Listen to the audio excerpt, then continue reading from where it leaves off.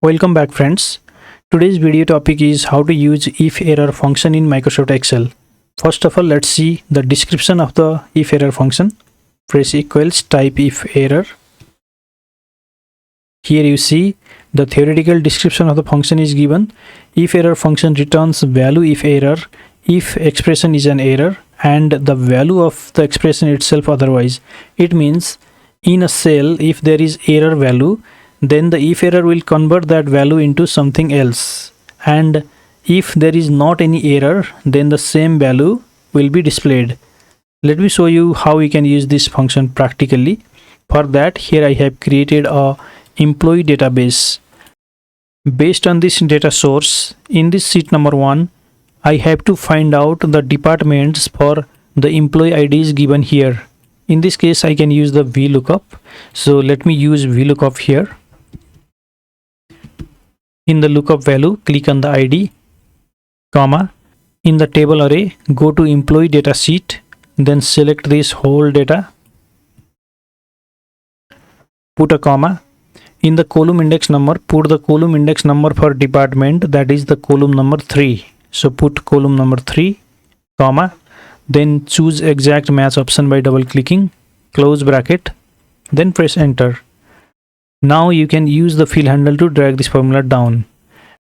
Here you see in some cells there is a not available error because these employee IDs are not found in the source table. So in this case, when there is error in the cell, if you want to convert this error into something else, then you can use the IFERROR. In the column C, let me show you how it works. Equal to IFERROR, bracket open. In the value, click on this result of the VLOOKUP function, comma. In the value IFERROR, you can put the value that you want to put if the cell has an error.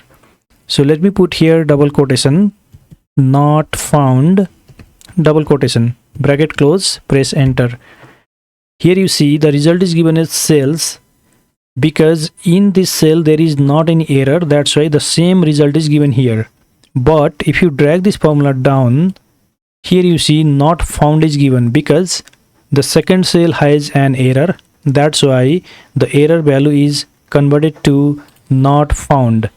Now if you drag this formula down, wherever there is error values, not found is displayed. Now you can combine the IFERROR function in this VLOOKUP function to display not found in case of error. So let me delete this. Double click on the first formula. At the beginning, combine the IFERROR function, bracket open. In the value parameter, the VLOOKUP function is used. Click at the end, put a comma, and in the value IFERROR, you can now use here double quotation, not found, double quotation, bracket close, press enter. Now if you drag this formula down, in case of error, not found is displayed. If you want to display blank in case of error, then you can again double click on the formula. Remove this not found by putting only the double quotations twice, hit enter, drag the formula down. In case of the error values, the blank cell is displayed.